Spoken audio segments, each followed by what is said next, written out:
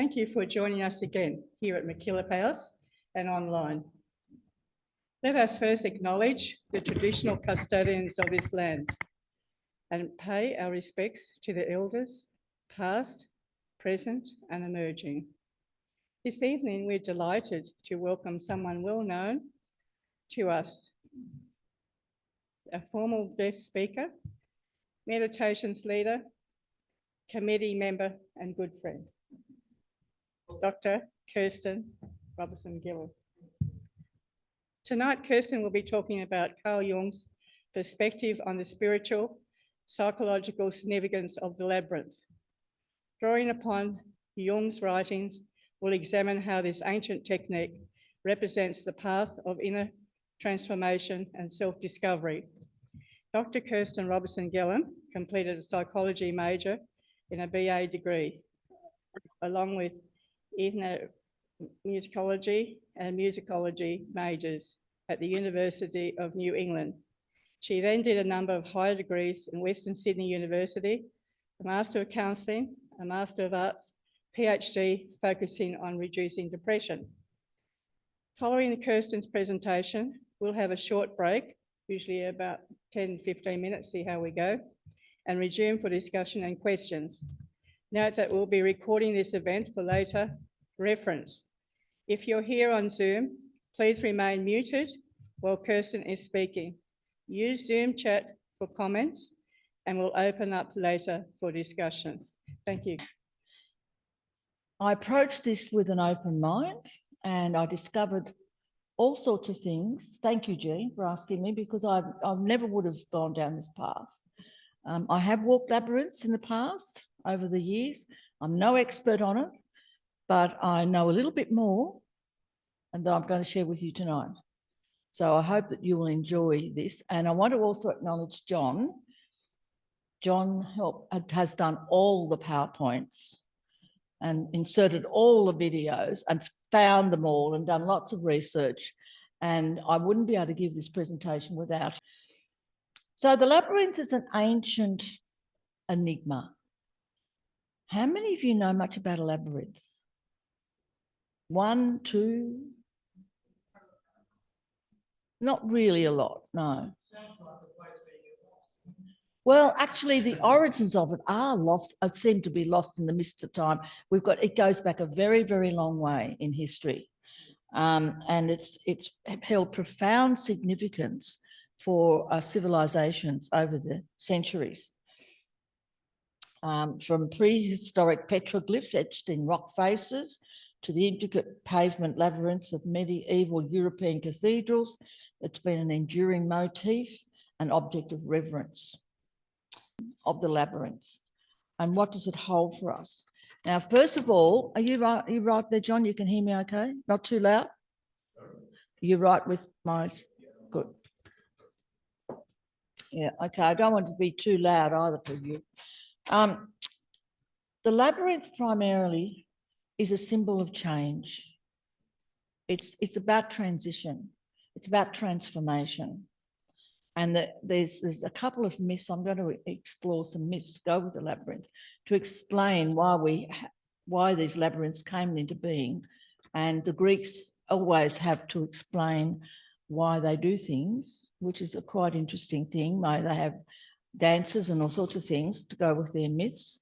So tonight we're going to explore the myth of the Minotaur, who was placed in the middle of a labyrinth that was specifically made for him by King Minos of Crete.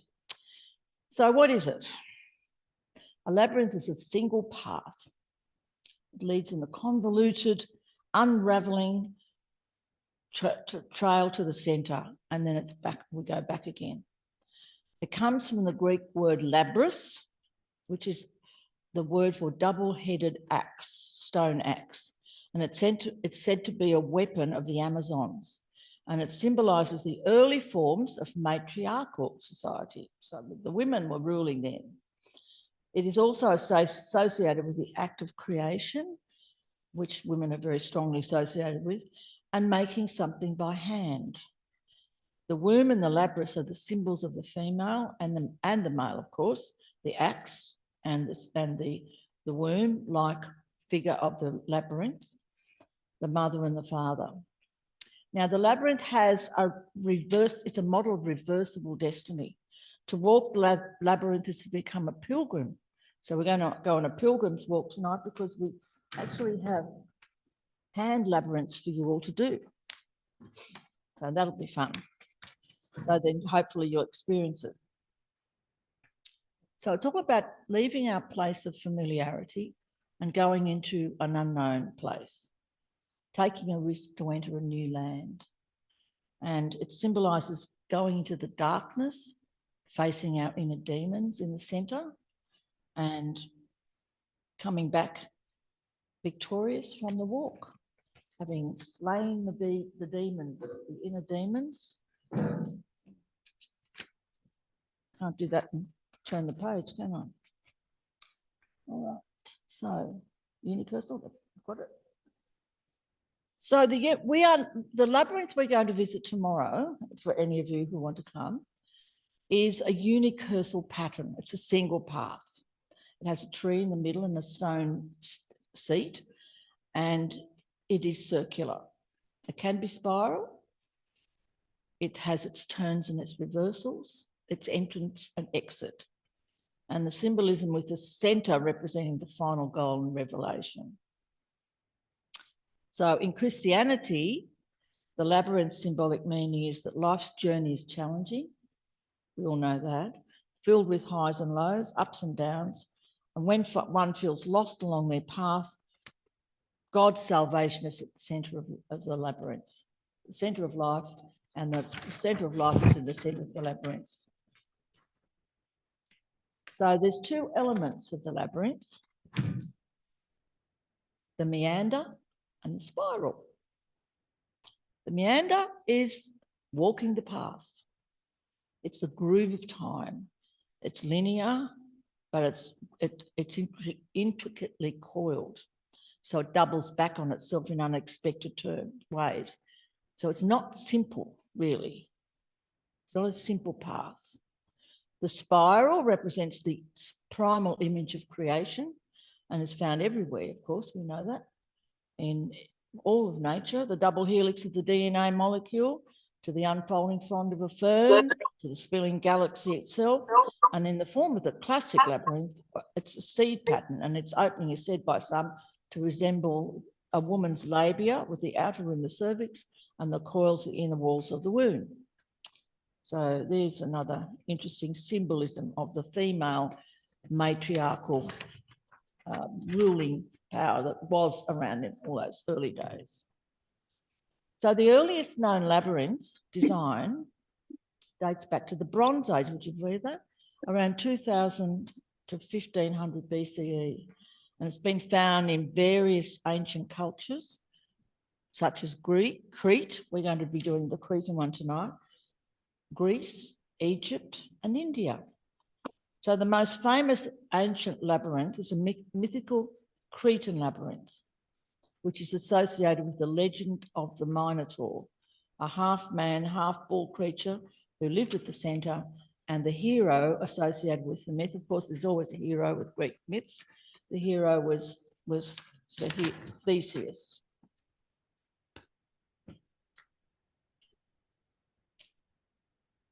So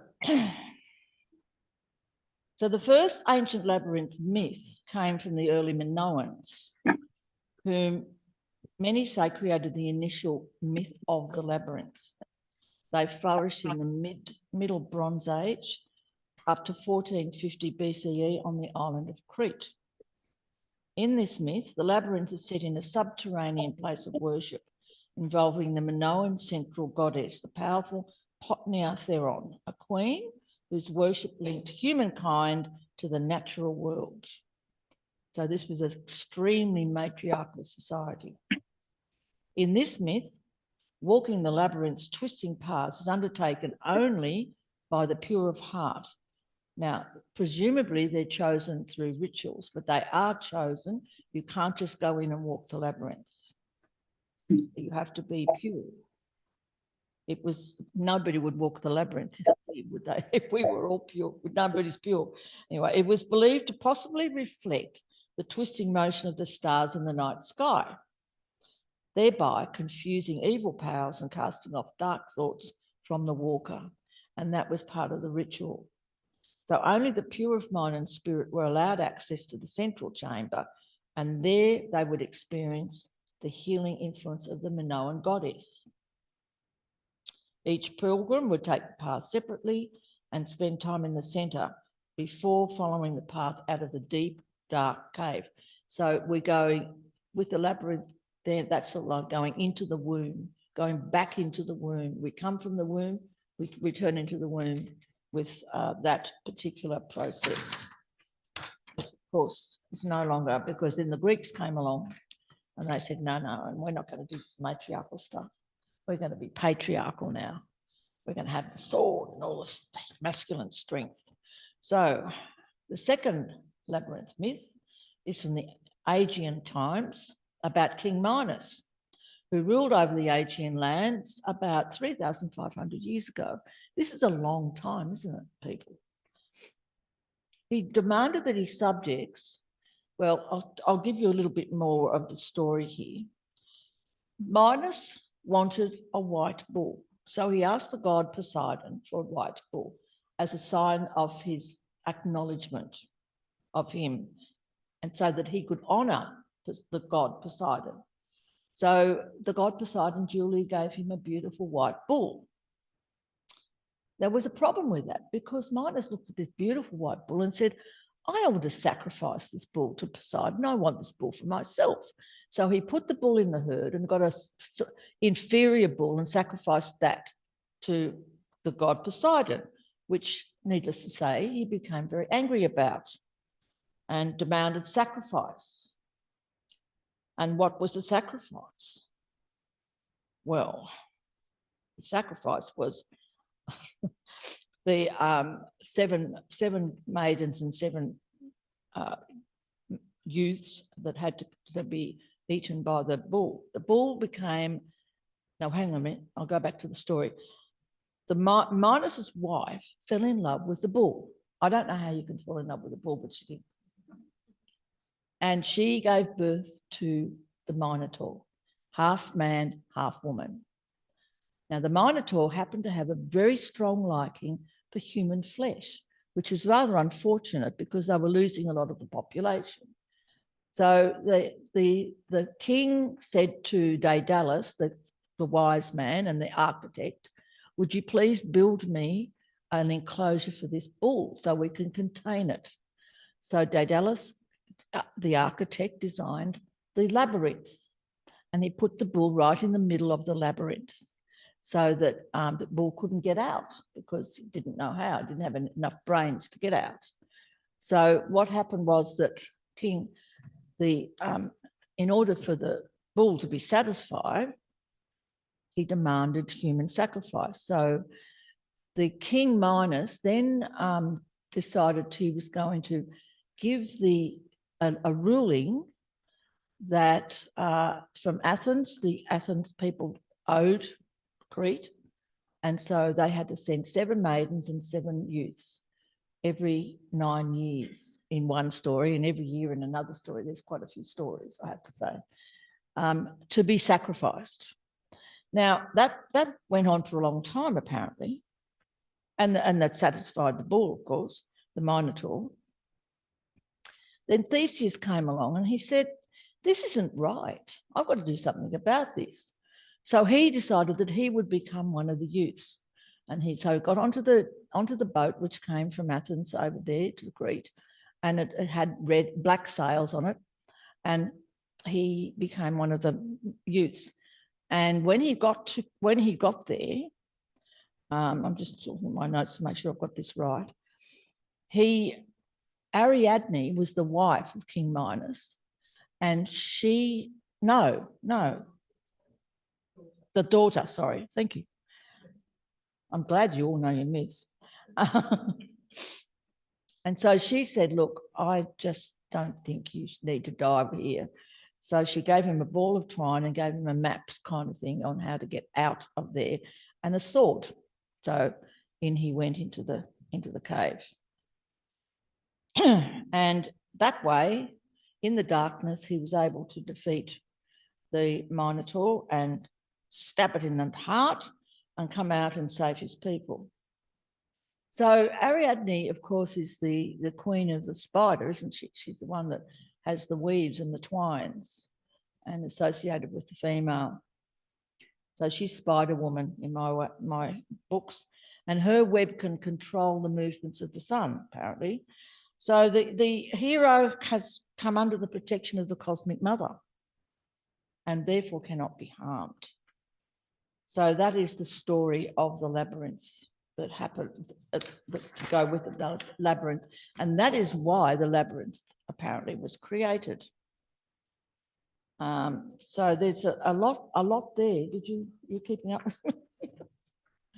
All right. So if it hadn't been for Ariadne, Theseus would have died. And of course, Theseus couldn't die. So the cosmic mother wasn't harmed and she became all important. Now, after this, Ariadne said, I'll get you out of there, but you've got to marry me. So he married her, but then he dumped her and took off. Why do these men do these sorts of things? So they stopped at the sacred island of Delos, where they performed sacred Geranos dance, twisting and turning to depict the labyrinth escape. So he was very proud of himself because he got out of there and he gave a dance. So we're going to have a look at the dance. He invented this dance called Geranos. Is that right, the right connect? G-E-R, I don't know how to pronounce Greek words, but Geranos as far as I can say. That be right? Yeah. Anyway, it's a lively dance and it's performed each year by the young men and women of Athens. So to this day, it is still being celebrated. That's a long, long history, isn't it? When you think of our country and how young we are. The dance mimics the twisting movements of the original path Theseus took through the labyrinth, which is intended to represent the twisting course of life. The dancers individually move through the labyrinthine movements, the symbolically designed to accept the difficulties of life. There's joyous communal movement bringing together all of the people and their ultimate transformation. So are we going to see the dance?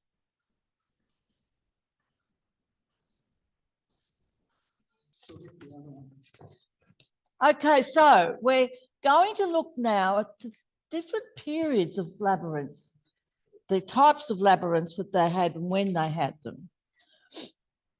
So in ancient Greece and Rome, labyrinths were incorporated into various architectural structures, such as palaces, tombs, and temples. And they were often used in religious ceremonies, rituals representing spiritual journeys. And I think that when we look at all of that, it's a very long history. I just remembered I've got a few notes here. Yeah.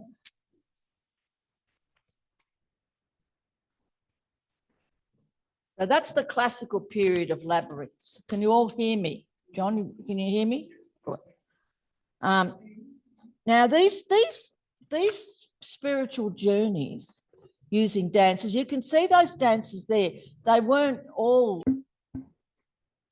in the labyrinth. The symbolism of the labyrinth is like an unknown land. You go in and you don't know what you're going to expect. Anything can happen in your walk to the centre.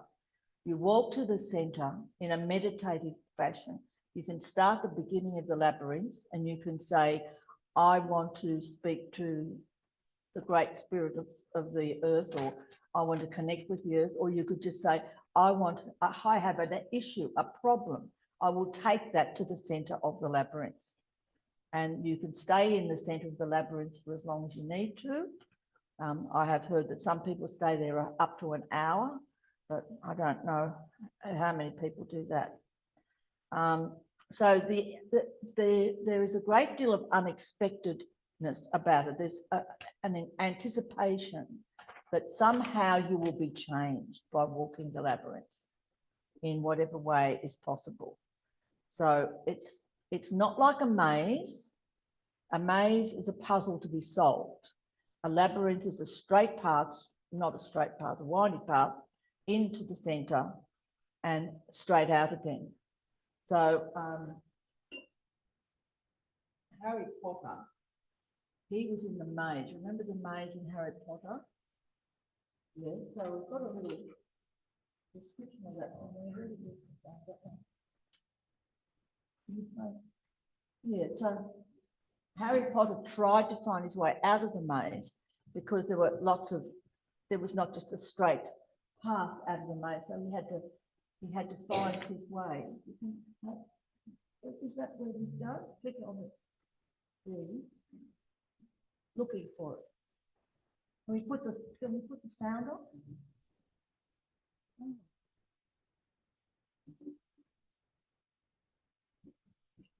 So there's no possibility he's going to find his way out of that because there's no way to find, unless he had, like Ariadne's string, he's not going to find his way out very easily. I think because it was Harry Potter who did, of course, because he used magic. It was magic that he had got out, I think.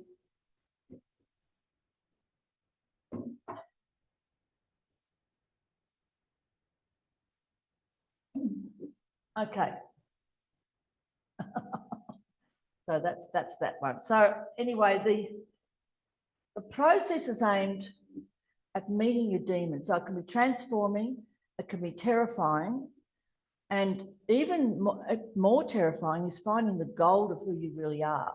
So it's basically stripping down the ego to find your spiritual centre, the soul of who you are, by walking into the centre of the labyrinth, to find your God, to find God, whoever God is for you in the centre of the labyrinth.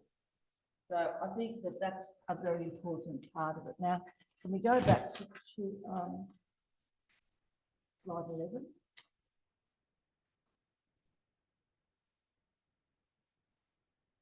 In medieval Europe, and we still haven't, has anyone been to Chartres Cathedral? Yes, so have I. So have you walked the labyrinth? And did you find it enlightening? Yeah, life-changing. So the labyrinth became something that medieval churches adopted, and cathedrals. And I think the most famous one would be that one. Don't you think? The Chartres one, I think, more than anything. And you'll find that in lots of big cathedrals, they have the patterns marked on the floor. And some monks in some orders will, their idea is to sacrifice yourself into the process by walking on your knees all the way into the centre. I can't imagine what that would do to your knees. It would be dreadful, actually. But still, they would have a lifetime of pain. Probably need a knee replacement, I'd say. Anyway. Now, the Renaissance and Baroque periods labyrinths, they became popular in gardens and landscapes all the way through Europe. So they were maze-like gardens, and they became a very fine thing to have. You know, you were pretty cool if you had one of those. Lots of hedges and walls and paths that created intricate patterns and challenges, and people would walk them, but they still were, it still was not a maze, it was rather the actual walking as a path. So then after that period, the next slide, yep. That nobody really was interested in a labyrinth for a while. And then there became a big resurgence at the beginning of the late 20th century.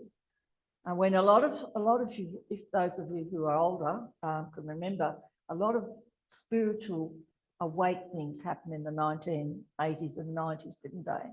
Well, probably from about the 1970s, I'd say, wouldn't you? Yeah, and the labyrinths came back into vogue again. with lots of new designs and constructions appearing.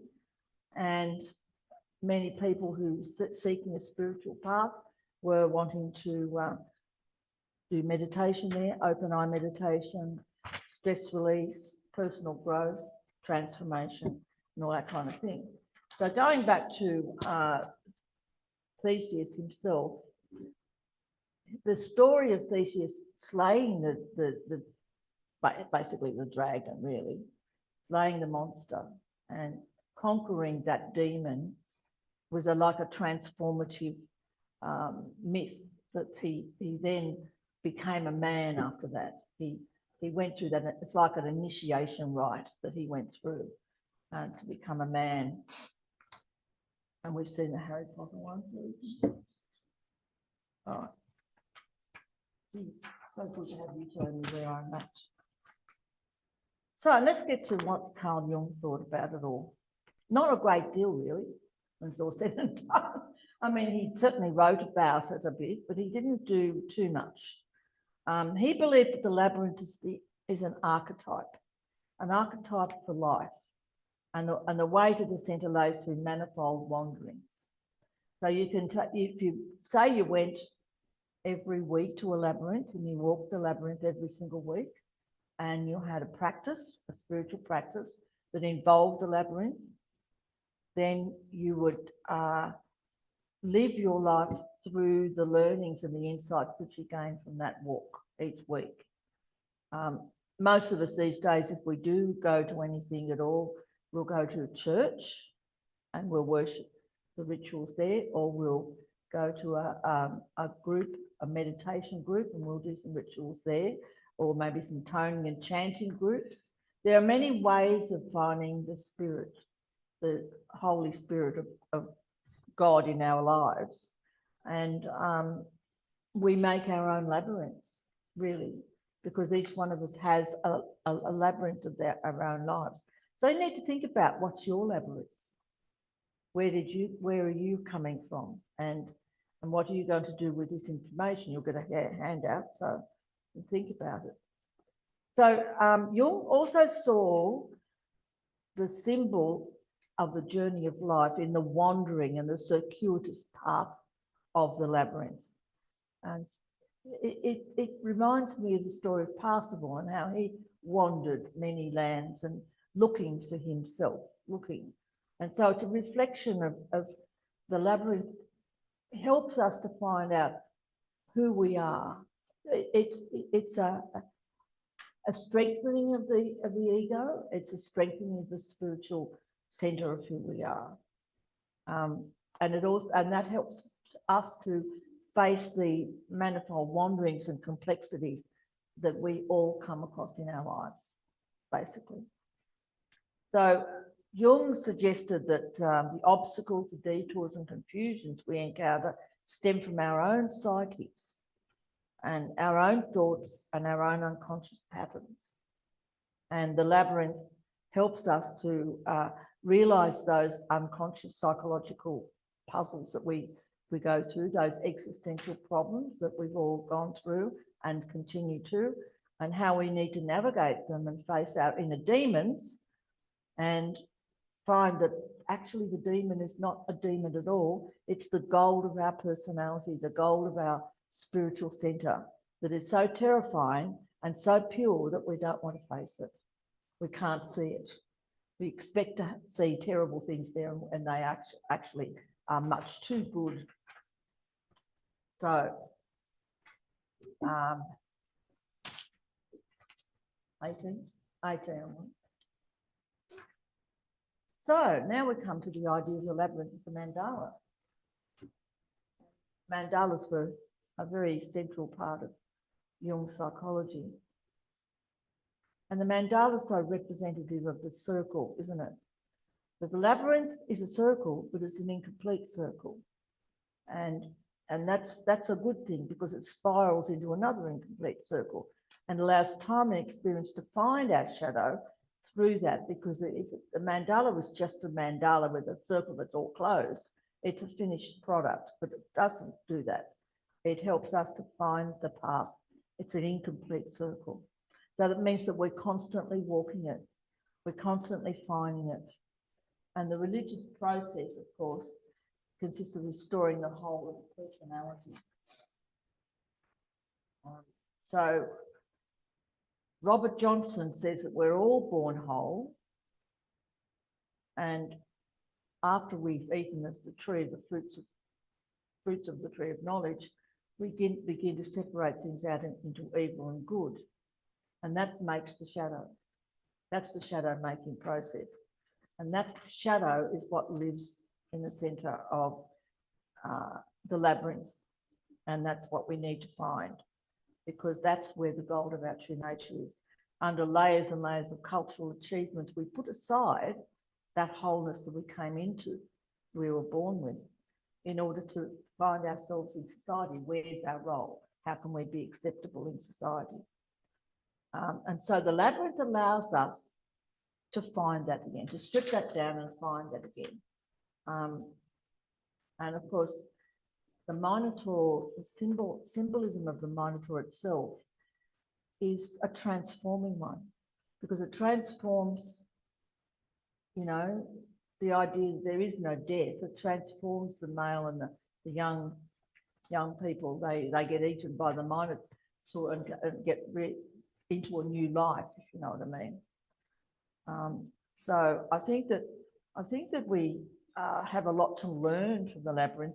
I didn't realise how much there was to learn, and how much walking the labyrinth, it looks at our travels through life in a circle.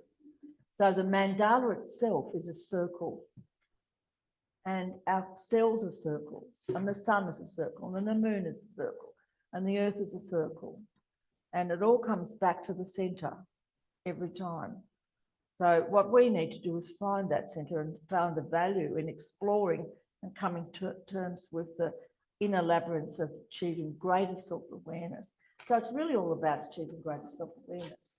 And that's not a linear process, is it? It goes lots of twists and turns. And this gives us such a good deal to build on in ourselves, so that we can recognise in the myth of the Minotaur, there's the male and the female principle again, and the heroic myth of the masculine aspect, the individual's essential function of developing the individual's ego consciousness, and then the female aspect is one of reflection and mediation. So the timeliness, kairos is the timeliness and the right opportunity moment for doing things. The moment that cannot be scheduled. It's poised between the beginning of the labyrinth and the end of it. You go into the centre, you come back changed. That's how it's meant to be. When an opening appears, you pass through without hesitation. If it doesn't happen, you wait for it to happen, because something will happen. It always does. I mean, it's like looking at something. It changes when you look at things. And so the labyrinth represents another type of mandala, another type of actually physically walking that one and spiraling into another level of existence, level of thinking and being that we all go through, life after moment, we walk the labyrinth of life. So I'm hoping that, how are we going for time, Jen? Right? For tonight. So we've got time to do the labyrinth story. I think that if you think about how you can walk this labyrinth, what would you do with the labyrinth? Let's look at the steps of the labyrinth, slide 20. Okay. So the first thing we're going to do, I'm going to take you through this and then we're going to do it. Let your mind quieten. And you can walk around the room and then come and sit down, or you can sit there quietly and do the walking through the labyrinth. And John will hand them out in a minute. But I think it's a good idea. If you remember like what the garden beside the hospice and how we walk the garden. If we can walk around, and you don't have to, but if you do, that's a nice thing to do because that gives us a feeling of the space of the labyrinth. It's a pilgrim's journey. We're all pilgrims of life. It's looking for things about us, transformation. And I would suggest that you could, if you come tomorrow to the actual labyrinth and we actually walk the labyrinth, you might be pleasantly surprised what you find. So in order to reach the unconscious in us, it is necessary to take a journey within and face the shadow. It's necessary to find your inner centre, the centre where the Minotaur is going to growl at you, but actually be transformed into the true gold of your own nature. Step 2 is about pausing at the centre. And as I said, people can stay there for a long time. That's where you meditate. That's where you take your issue, your problem, where you let new thoughts flow. Jung saw great value in that, just exploring and coming to terms with how we each have our own labyrinth of life. And that gives us a greater sense of self-awareness, wisdom and psychological integration. Because, you know, everything points to the centre. How many times are we scared to go to the centre? What's in the centre that is going to make us feel very scared? And so, you know, I think that with this labyrinth, we need to really reflect on how we approach our lives in an open-eye meditation. Normally, I do closed-eye meditation. So this has been a bit of a challenge for me because it's not something that I do a lot of. I can walk the labyrinth, but I don't do it as much as I do in a closed-eye meditation. And that's probably the same with a lot of you here. Maybe we need to change that. There's always things to change in life, isn't there? And maybe it's time for us to embrace something new and walk the labyrinth here. We've got a sort of semicircle here. We can walk around the room, come and sit down, do a little meditation when you've all sat down, and then we'll do the finger labyrinth. He went to a workshop at Allison's. How many years ago was this, John? How long ago was this? 2009. 2009, yeah. So,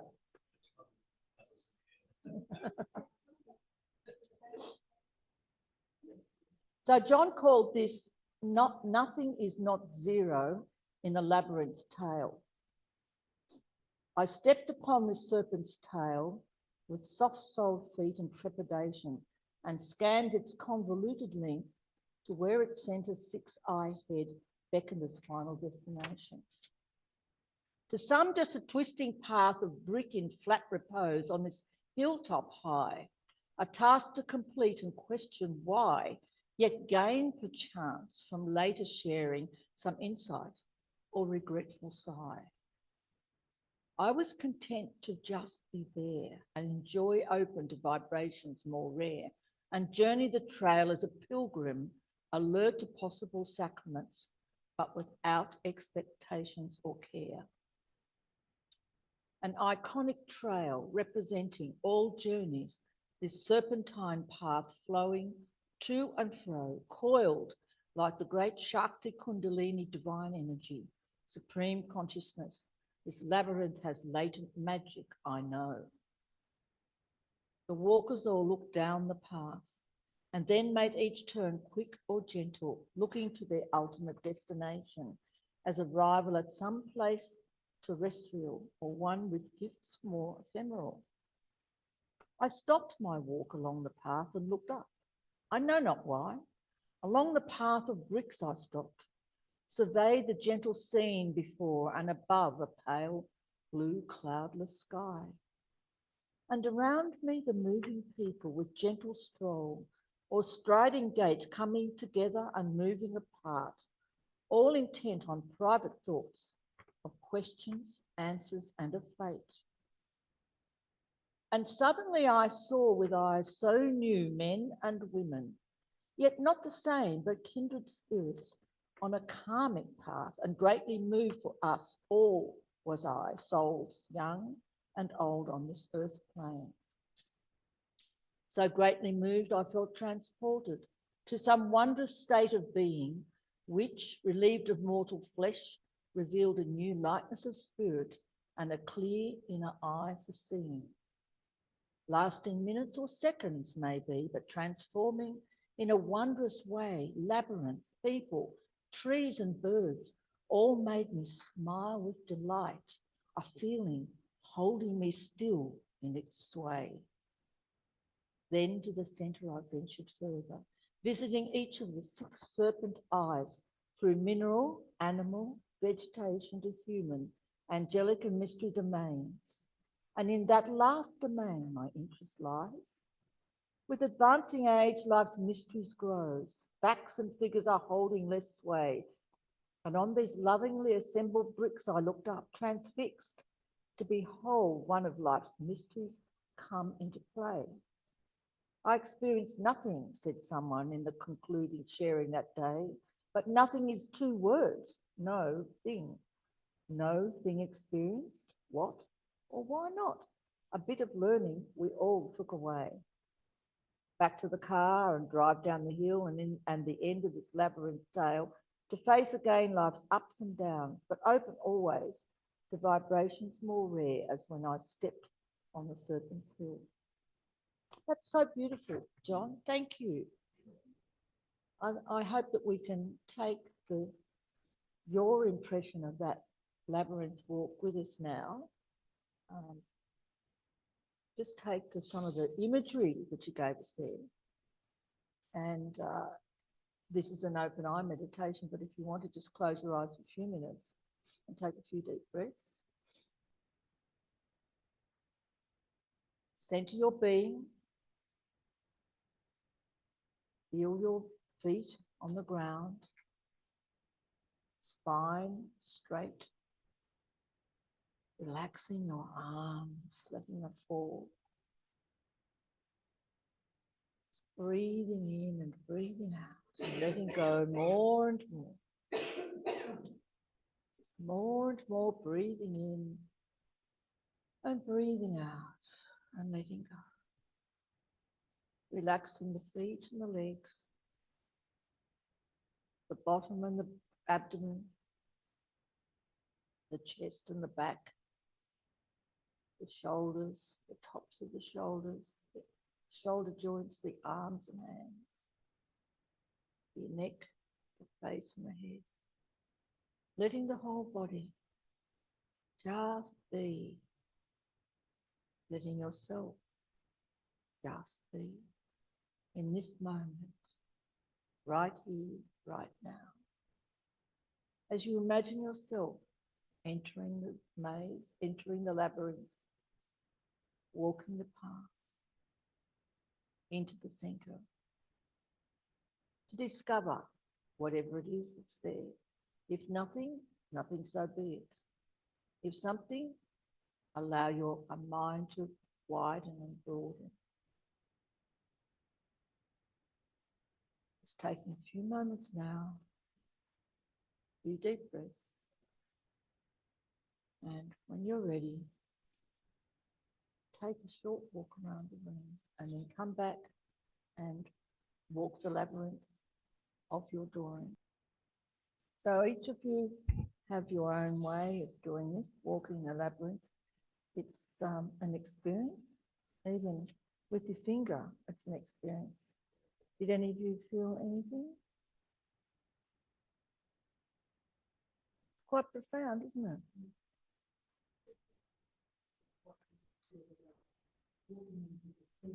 Mm-hmm. Yeah. Yeah. The gold. Oh, right. You're welcome. I did the same thing actually. I started at here and went into the centre to meet the Minotaur on the walk, and it can be quite profound, can't it? Thank you for sharing. Yeah. Mary?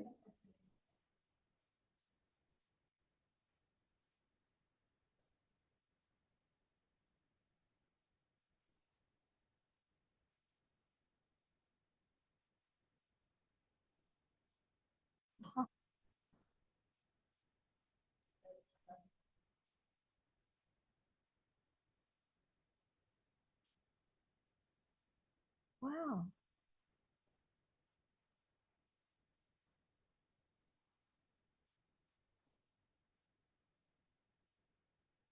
You'll find that if that's significant for you, there'll be a dream or there'll be some thoughts or memories that will come up along the way in the next week or so.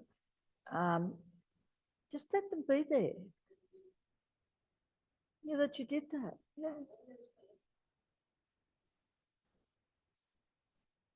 Yep.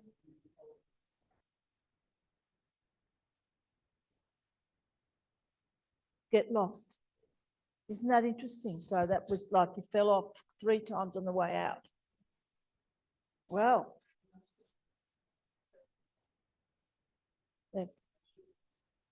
yeah. That needs exploring.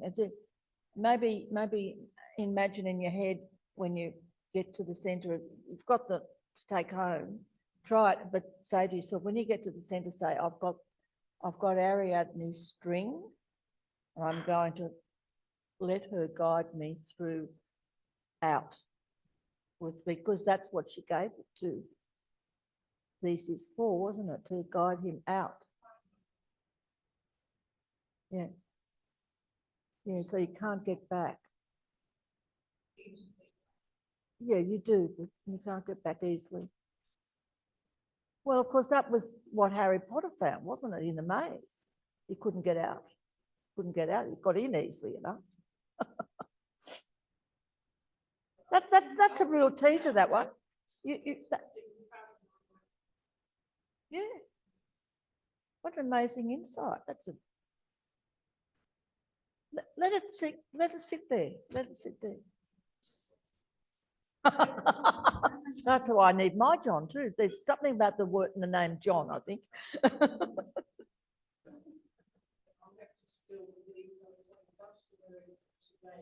Yeah.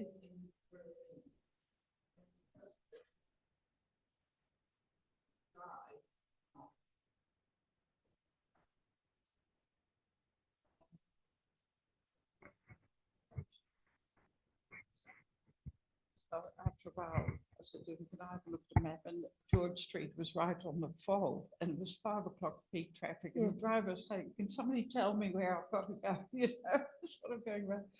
All surveyors now looked at the crease in the map, and that was George Street, a big walled off. Oh, goodness. So he's not telling the truth entirely. That's sometimes we need a rule. Particularly when the map's been folded, that's quite a few times. yeah, it wears out. But you've got to use your sense of, you know, Direction. George Street has got to be there somewhere. Yes. And the chief surveyor said, no, it's not on the map. Like Northbourne Avenue. Like, yeah, something like that. Wow. Yeah, so there.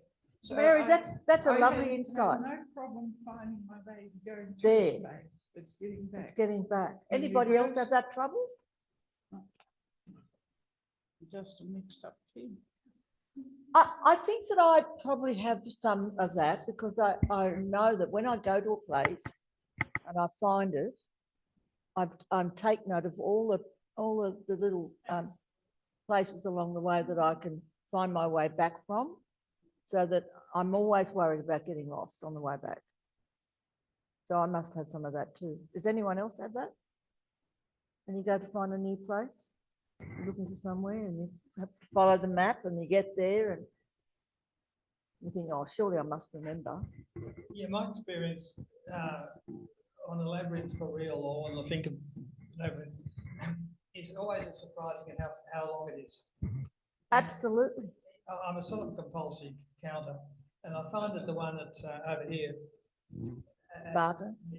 Barton, near the King's Avenue where we're going tomorrow, for me that's about 300 paces, and it just doesn't look very big. You know, it's half the size of this room or less. And the same with this one. You think, oh, I'm almost there, but oh no, you've got to go right around the other side. You know, and perhaps that reflects an obsession with an outcome rather than a process. Oh, I'd say What I've most got to of learn us to do have is that. enjoy the process. I think most of us have that, but to stop and pause and say, hang on, there's a process going on here. I'm sure that we all do that. I think you're a bit hard on yourself, Robert. Thank you. You're a very thoughtful and deep person. You know, I think we all need to find our centre of gravity, but to find little things like what Mary shared and what you shared is a very valuable sharing, because then we know that you'll all start thinking of something that you might have experienced. Anybody else experience walking the Carol?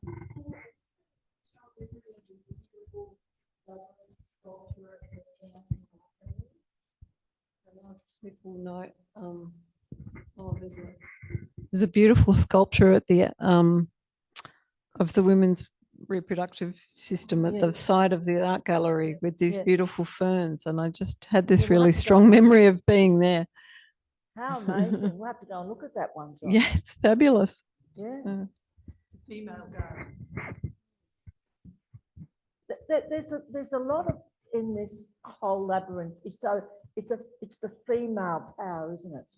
It's the fertility, the open womb of where all life starts and grows from. That's how I see it. Does anybody else see it like that? Mm.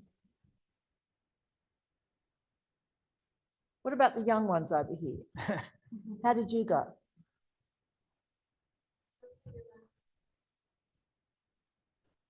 Thinking about it, that on the coming out of it, I stopped once we started talking and realized that while a lot of the time I am trying to look introspective and see how I'm feeling on the inside, where my shadow actually is, what that could be for me, that I do kind of get stuck trying to come back out again.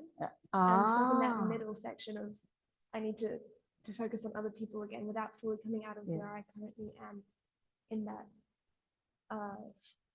process of coming back out again. Mm. That's very deep and insightful, and it is a process, isn't it? So going into the centre, you are with yourself, aren't you? Coming out of the centre, that's in a different part of your brain, different level of consciousness, and then you're very centred in there with yourself, and then you have to take a big leap out to another level of consciousness where you join the crowd again. Yes, and that's quite a challenge, especially to take that, you know, and this is what we do in our lives all the time. We go from one level of consciousness to another, and we don't, most of the time we don't realise it, but you realise that, and it was so profound for you because you were with you and then suddenly you weren't. You felt you couldn't be there. You had to go back into the crowd. So that's valuable for you because then you can know that you can actually find a place for yourself where you can just have a few moments of your own and nurture and treasure yourself, and then you can get back into the crowd again. Think about that. It's precious. Everybody's got that gold inside. You've got, that's your gold. John. I'm always surprised at how things that we've experienced can come up through a trigger. Yes, triggers are And, wonderful things. I was standing there and I saw these figures moving around. And it triggered in me again that emotion I had before. Oh, It was very emotional. how amazing. It's there, just under the surface. And it is there under the surface. And also, did I give you back your poem? You can keep that. I'll keep it. But you shared it with us. So I wrote it out. And Yes. so it was there inside. It was foremost in your true. mind. Yeah. And so you were with it. And it was a very beautiful poem that you wrote of your experience there. And really would be good if you could, if everybody went home tonight and just sat down and wrote a few words to yourself about your experience. We've got to remember that we are precious. We've got gold in there. We have to honour the gold that is there. But how often do we honour our gold? The gold of our spiritual being, who we are, the soul of us. Not very often, is it? And I think that's probably for me the lesson of the labyrinth to start with, that we walk to the centre, we meet ourselves coming around the corner. We discover it's not so scary and terrifying. After all, it's gold. We find the gold. And then we can take the gold, and you know the gold is an element that will transmute into all different things, and it's power, personal empowerment. And I think that's probably a very good lesson to take away of the labyrinth. Yeah. So that's where you find your gold, because it's worth searching for, worth more than anything else. I did this about 7 times, but every time I got to the centre, I felt trapped and wanted to get out of there. So Oh, really? I wanted to go home. Yeah. So I didn't find any gold. So you didn't, I well, missed out. that needs exploring too. You've got it now. So keep exploring, Mary, because there's something there. Something's knocking on the door there, isn't it? That's not the experience I want, but I wanted to find the gold. And as I said before, each one of us, it's unexpected what we find, isn't it? You didn't expect to find that. But that's brilliant that you found the unexpected. Yeah. Or Because maybe unlike me, you were enjoying the experience, and it was an anticlimax to get to the end. I thought, Is that for you, Daisy? Yeah. No, Daisy, it is not. No, because I really like the rhythm of the circles It's a lovely, as well. lovely thing. So effectively on the way out of the maze, it was like, oh, wanted to keep doing that, but you can always go back in and around. again Okay, as so well. you like the rhythm of the movement. Yeah. And you get into the middle and you've got to be still. And that's like you're moving all the time, and that doesn't give you the opportunity to explore who you are, to find that goal. You can't find gold while you're moving. I mean, when you come back out, effectively on the coming back out of the maze. You want to go back into the centre. No, yeah. Okay, So you can do the outward journey again. right. Isn't that interesting? Yeah. You didn't know that before you did that, did you? Yes did you? and no. So there's a comfort with being inside the labyrinth or the maze as well. And because there is only one way in and only one way out, effectively it's a go with the journey sort of thing. It's very womb-like. Very comforting. Yes. Like it's like a new birth each time you know. And actually, it's funny that you say that, because when you're doing the finger one, it to me it feels like you're falling out of the maze. There you go. Great realizations for you. How lovely. There's your gold, just in the realization. Yep. Because we're doing this on a flat piece of paper, you can actually see not just the path, but the boundary, Yes. right, which is not what you would have when you're No. walking it, right? And so I was kind of following the boundary as well, which meant that you never formed a full circuit, like you couldn't get out. You couldn't form a full circuit with the way the boundary is to the labyrinth that actually has the full circuit. And that was a very interesting experience, because you kind of going one way, that didn't work, go another way, that didn't work. Like, surely this must match. If it, you know, the path goes in, this must match. So that was a very interesting thing that you would never get when you walk it. Yeah. You need to keep working on that one. That's quite a puzzle. You do get out. but it's an illusion in a way. It's the path. Yeah, It's no, the- if you follow the path, you get out. the So jour- you have but to the get off the journey. boundary and go Yeah, back the onto boundary, the yeah. path. And that was very And that's the lesson interesting. you've learnt, the boundary. You don't watch the boundary, you walk the path. Is that what you say? Yeah, well, it was just, I've never known that about a labyrinth. Isn't that a beautiful insight? So Yeah, you didn't know but, that? you know, the boundary is very different to It is. the path. Well, you better write that down and remind yourself every day about that, because boundaries of life, we always want boundaries, don't we? Because boundaries give us surety. We know that we've got this much way to move. We've got the horizon, we've got the earth, the sky, but we've got the boundaries of our home and the boundaries of this room and the boundaries of our body connected to other bodies. There's always boundaries. That's right, but the actually only way to get out is beyond the path. Yeah, So, and the easiest way, obviously, you know, of mindlessness and comfort and intrigue, whereas the other was kind of like puzzling and puzzling.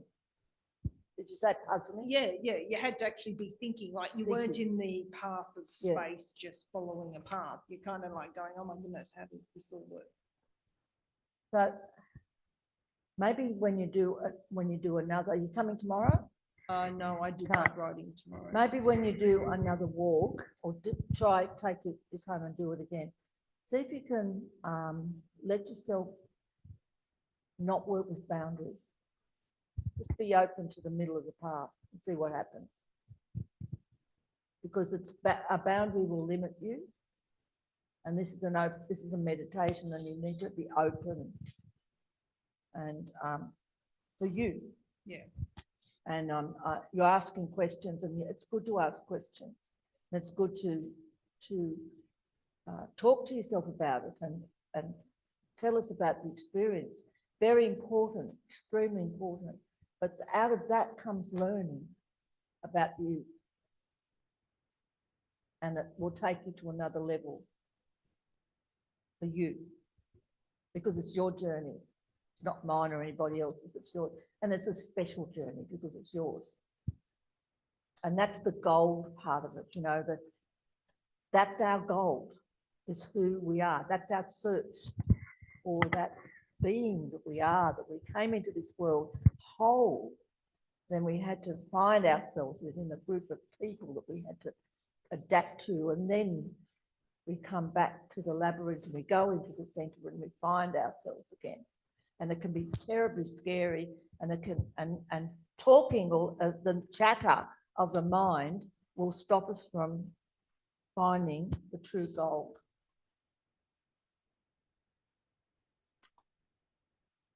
Does that make sense?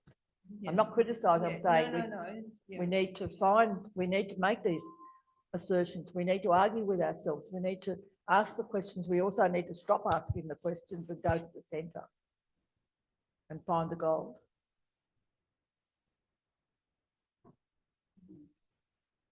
Mary.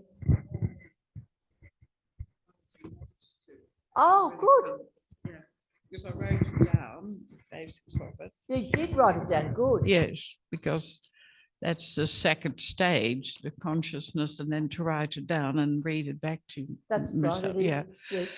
Anyway, I was brought up on grim fairy tales, Yes. and they're very grim, a lot of them. A lot of them And are, yes. particularly Hansel and Gretel, this relates to, where the parents were very poor, so the story goes. So they led their children into the woods and left them there, right? Well, when I was about 8, my parents' business went bankrupt, and the bailiff came and took everything except the chairs we were sitting Oh, on. my goodness. And we were all sitting at our dining table for breakfast, and they took everything out of the house. So we had nothing. And the only outing my mother could give us was to take us to the woods. And I didn't trust that because we No. were poor. Because of the fairy tale. Yeah, we were very poor. And so I always marked the trees with a stick. I've always stayed at the back and marked trees at a stick. Oh, you And know. when we got to there, they played hide and seek because we had no money. Mum would only have sandwiches with us and play hide and seek. And then there was also a treasure, and it'd be a toy or something that she'd hide. But I always kept an eye on her to make sure she wasn't disappearing on us. You know? And I was always relieved when we came out of the clearing and onto the streets, and it was safe to go home. How You did have amazing. wolves in those forests, didn't you? Yes. Like in Australia. Yes, You really very did do small that tracks walk. in the woods, like pine trees and oak trees. That And must have been quite frightening for you as a child. I don't know, I did it several times because I knew if I marked my way, I could marked find my way. way back. And I would look for the marks. Well, I knew not to drop breadcrumbs because The birds would I'd come and learned defeat you. that. I'd learned that much. Anyway. But so like that's why- Ariadne's thread. Yes. Oh, no, but Ariadne, she's the goddess of the thread that she, no, but she, Very long spread. I'm just likening that to it because the Ariadne's thread doesn't get eaten by the birds, not the. Yeah. And, yeah, anyway, so I think that relates to that, but That it's is still amazing. coming back now that I'm still frightened of being trapped somewhere or stay. I think probably yes. Yeah, but I can find my way out. But then you know that you can find your way out because here you are. I've got to mark the trees. That's how you get out. Yeah. A little announcement. 2 of our 3 kids were on a hike with 2 others, four children in altogether, aged 15 to 17, and they were lost in the forest for 8 days. Eventually rescued by helicopter and so forth. Yes. Really? So we'll do a Friday night on that sometime. I'll relate the events. Yeah, and Jean will please talk do. about the managing the emotional response and the stress of it. So that was a real life lost in the bush. A real life thing, yes. But I was born during the war, so all people lied everywhere. So I didn't trust. I grew up No, you didn't trust never anyone. trusting anybody. It must have been terrible to not have anyone to I'm trust. still here, but Yeah. you learn to not trust because as kids you're told, you know, your dad's hiding in the attic, don't tell anybody.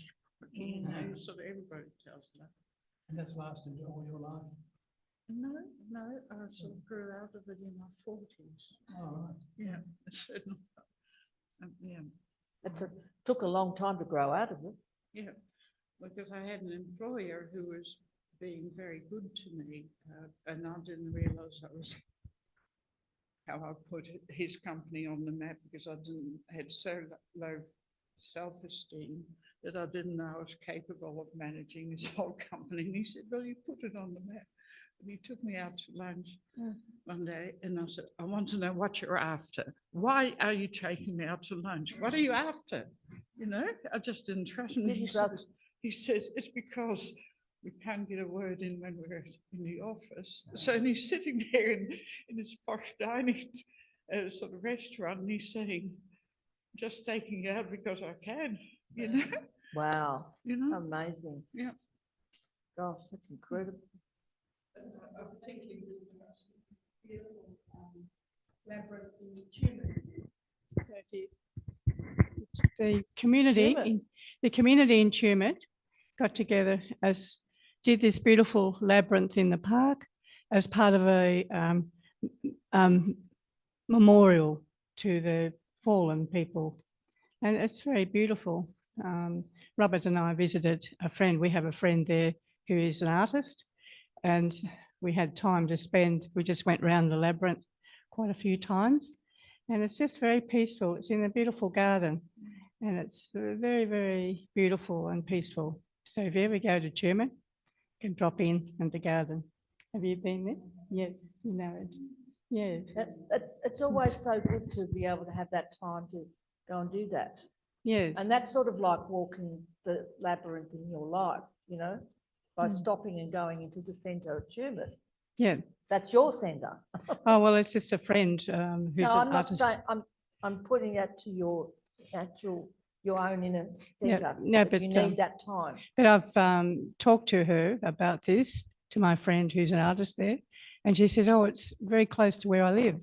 So every afternoon I go there, I walk the labyrinth. Wow. So I thought, well, that's very beautiful to think of. Beautiful. Yeah. We should walk the labyrinth more. Yeah. Is there? On Ninian's church, yeah. So there's a brand new one just in the garden. with the It's a ground. garden one, right?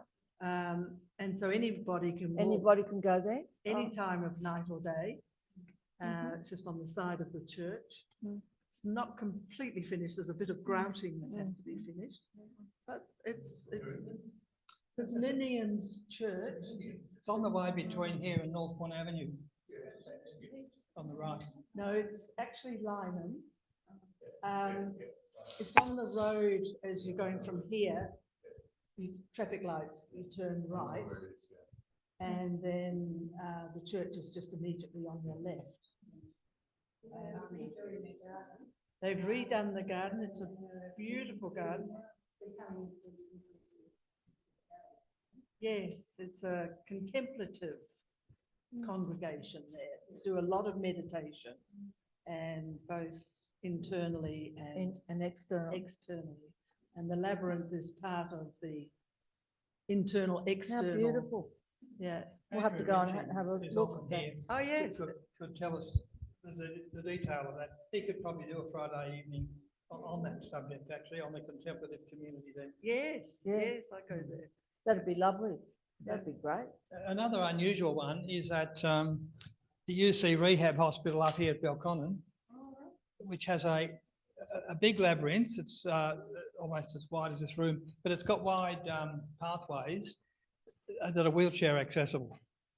So is it concrete? Yes, it's a proper smooth surface. Smooth surface so the wheelchairs can go That's down right. it? It's fully wheelchair accessible. How wonderful. Yeah, Dorothea showed us that one. Yeah. Wow, that's wonderful. You would all know about the labyrinth, the arboretum. Yes, and the Does arboretum. everybody know the arboretum labyrinth? Yes. That's a big one. It is concrete. Mhm. So if you somebody who likes the earth, but it's just another How lovely. labyrinth. Yeah, another example. Yeah. And do you ever walked a labyrinth?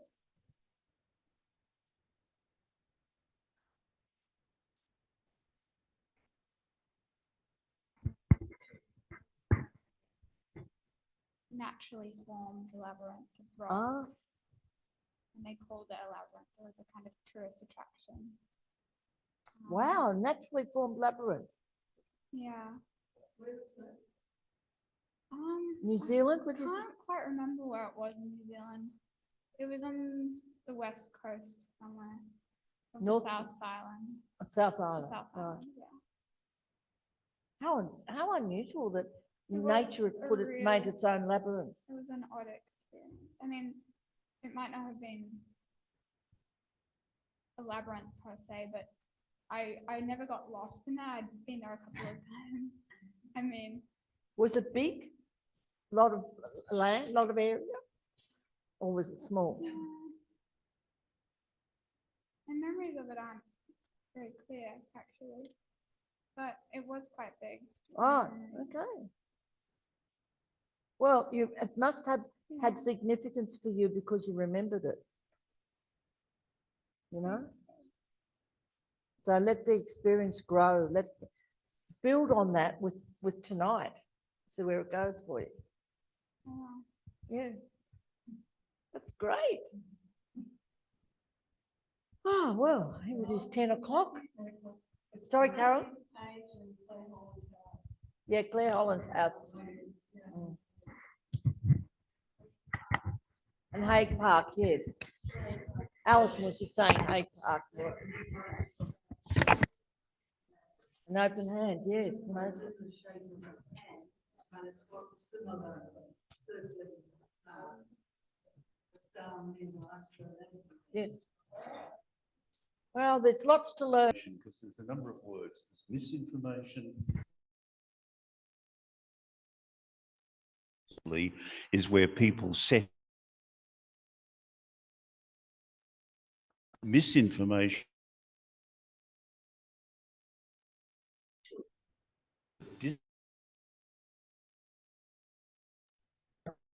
I guess with a deliberate distortion to get some other purpose out of the information.